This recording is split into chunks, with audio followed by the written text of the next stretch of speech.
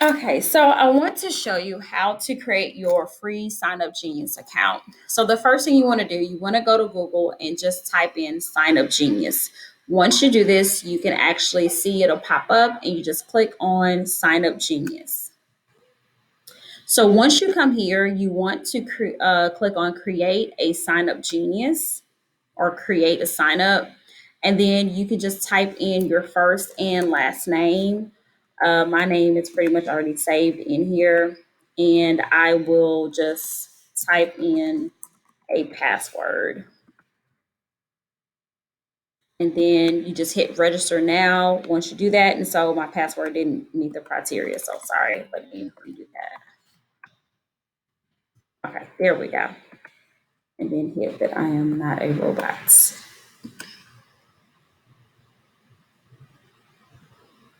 Okay, so once you have started the process, it'll let you know that you're almost there. And then you want to go ahead and click on where it says create a sign up. I know I have to go and check my inbox, so I'm going to do that, and then I'll come right back, and I'm going to give you time to do the same thing.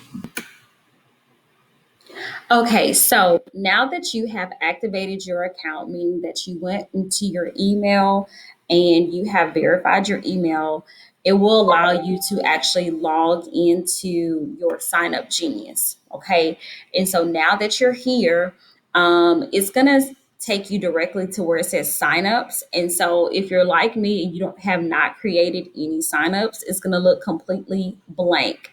And so these are some that baby said that you were invited to. So I have not been invited to any here. Then if you go to the created tab, I have not created any.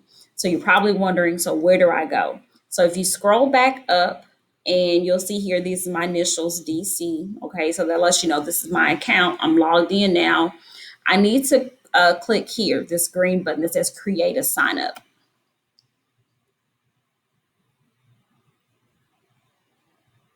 So once you click there, it will allow you to start the process.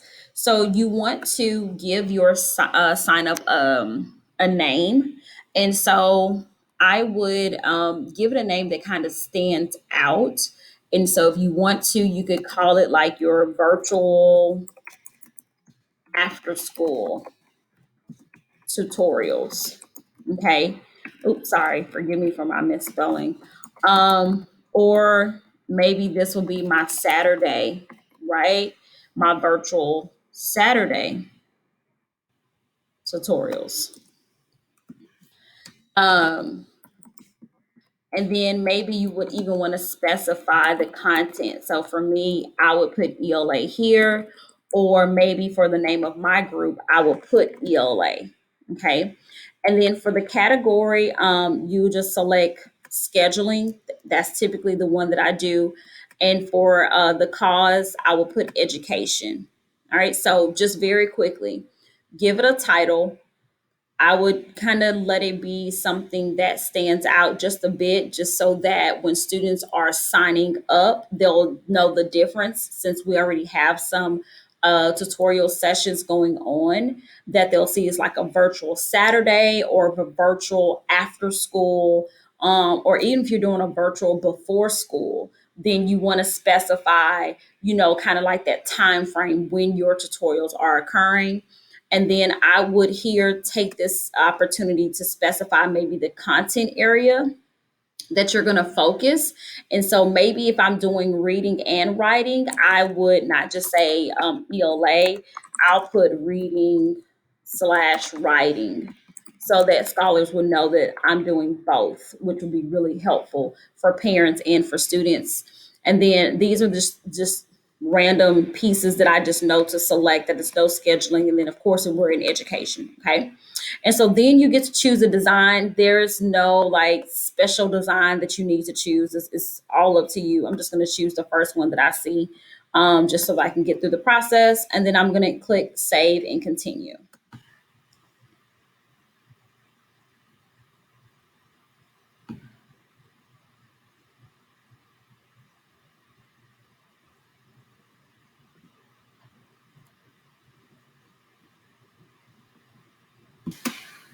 So once you have decided on the design, then it takes you to your slots. Now, this is going to be the most important piece that you do in this entire process.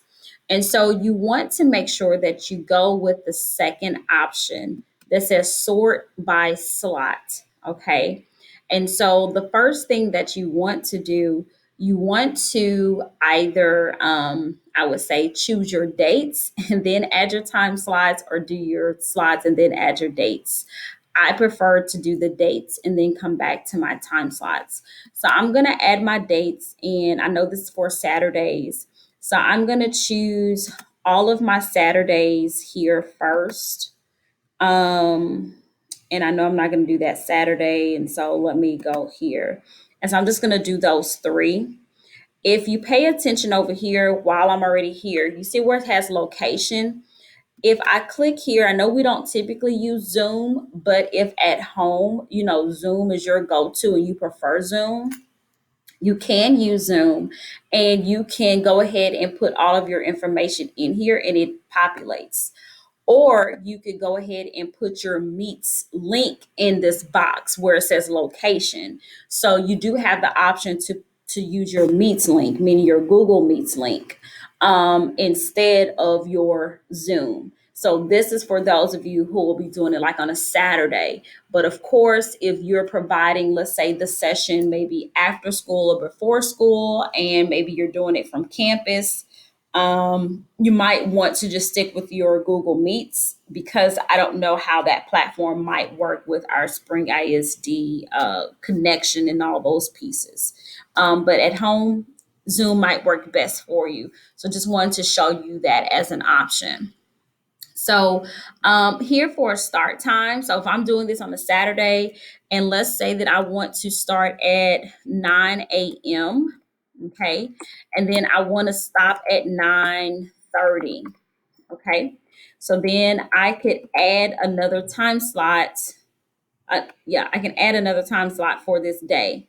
And so my next time slot, let's say, will actually start at sorry, 9:35, okay, to 10:05, okay. And so there's my time slot. And then let's say that I want to do another time slot that for me will start at 10:10, and then it will end at 10:40, okay. And so here is my time slot. I could just do the same thing here, unless I just want to have one time slot just for the sake of time. I won't belabor the moments, but just so that you can kind of see here how to do that. And then let's say I'm gonna do one at 12 p.m. and then I'm gonna let that end at 12:30. Now, and I would do this for 12:45. For those of you who might want to do 45-minute sessions, that's perfectly fine. Okay, but I just want to show you how this works, and then I'm just gonna hit add. And so what it's gonna do now, you can see where it added all of these slots. Okay, now when I come back and I put add slots, remember that for my slides, I was offering like reading or writing. So then for one, I might say, okay, this is going to be a reading slide. And then make sure this is number wanted. This is the number of participants. Okay. This is the number of participants. So you only want one participant in at a time. So you're not doing groups. So, and then keep in mind that the title of the slide, that if you're just doing reading, keep it as reading. If you're doing reading and writing at the same time, then you want to put reading and writing. Um, and I would say this is work better if you just have one content area. So for me, I would have kept it either as reading if I'm only doing reading, or I would have gave it the generic ELA. Okay. And I'm hit save and add another. And actually, I don't need to add another. Sorry. Okay. So I'm gonna leave it as ELA, but you can see where I could have added another. I could have had a writing. Okay. But This is pretty much it. So I'm gonna go back over it just really quickly. So I have ELA slots. I have them for December the 12th for 30 minutes, pretty much, except for my last one, which is on January the 16th. I have a 45-minute session here. This is for my Saturday tutorials. But pretty much I've had one, two, three, four slots of for 30 minutes and then one 45-minute slot. And so now, once I publish this, students will be able to sign up for these sessions with me. And so I'm going to hit save and continue. And so this right here are your settings. And so this is pretty important. You do, of course, it requires them to give a name, their email. A comment is optional. And then it has more. If it was a Saturday, I probably would want to get a phone number just in case if something occurs over the weekend and I cannot make it, like an emergency, then I would want to be able to call or text mom or someone. So I would definitely want that to be an option here. And then if you go down here, it has some other options where it has allow people to swap slots with each other.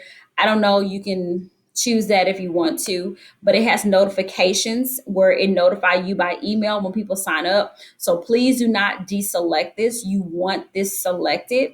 And then it says send people reminders 2 days in advance. And you could leave it as 2 days. You can reduce it to 1 day. It's all up to you, whichever you think is best. But I like the fact that it happens automatically without you having to do that. And then there are some restrictions. And I think some of these things is kind of when it you have to kind of it's no longer free, so you have to play around with those pieces. But I do like the settings and the notifications because a lot of these things are automatic and you don't have to make very many changes or adjustments to them. Okay. And so I'm gonna skip over to integrations, and I think other than that, I think everything else is good to go. So we're just gonna click on save and continue. And so now you have the option to either save this as a draft, or you can publish it. But before you do either of those things, you can actually do a preview. So you can look at it from the participants' point of view. So let's do that very quickly. And we're looking at it if they were on a computer. Okay. So if they were on a computer, this is how it would look. It will show that they have an ELA available slot. It's on Saturday. It gave them the time. Gave them the date, I'm sorry, and the time. And then they will put in their name, their email, and then they will be able to give a telephone number here. Okay. And then they will just click on sign up now. If they were on a cell phone, let's see, it will look like this. So it does change a little bit, but it's pretty much the same thing. Okay. Trying to see sign up preview. So that's pretty much how that works. And so I could also see it from this. So this is from the sign up preview from, like, let's say if I want to see all of the slots. Okay, then this allows them to see, okay, oh, I don't want to go that Saturday, but I want to go for the 19th. And so they can see, oh, she has 3 slots available on the 12th, but she has, oh, only one on the 19th. Okay, but that's the one that they want. So fine, they may choose that date, but they get to see all of the available slots for ELA, for my slots, for my virtual Saturday tutorials. Okay. And so other than that, that's pretty much how you set it up. And then once you have previewed it and you think everything looks good, you can hit publish. But what if you don't like something, or you say, hey, I need to make a correction, or I want to add more slots, or I want to remove slots? Then you just go back to that section. Okay. So you can kind of toggle between these pretty freely, and you can X them out. Okay. And then say, yes, delete date. So you can do that. I would say make sure you do this before you hit publish, because it's a lot easier to make these changes or these revisions prior to publishing versus afterwards. It's not that you can't make any revisions, it's just that it's easier to make revisions before you publish your sign up. Okay. If you want to change the design, that's pretty easy at any time. I would say the biggest challenge has been kind of changing how your slots and all those pieces look. But you can always come back here, and if you say, "Hey, I don't like the way that you had it set up. I want to sort it by date," then you can do that. You can choose to edit the way that it looks, and then that way, you can say, "I kind of want to delete this from all of the slots," because of course they already know that it's going to be what do you call it, ELA, however you want to do it. So you can go here and you can edit how all of these look, and then you can do slots only. So it has a lot of things. Some of these it won't let you do it because it's like it's only allowed for signups with more than one date. So if I don't have enough dates, it won't let me do that. So it just depends on how you have it set up, but you can play around with it a couple of times until you find the right setup and I guess I would say format for you. But pretty much once you know what you like and how you want it to look, then all you have to do is go back to that publish tab and you just hit publish. Okay. But if you have any questions about how to complete this process, please feel free to send me an email at dcole1@springisd.org, and I'll be more than happy to come and personally assist you through the process.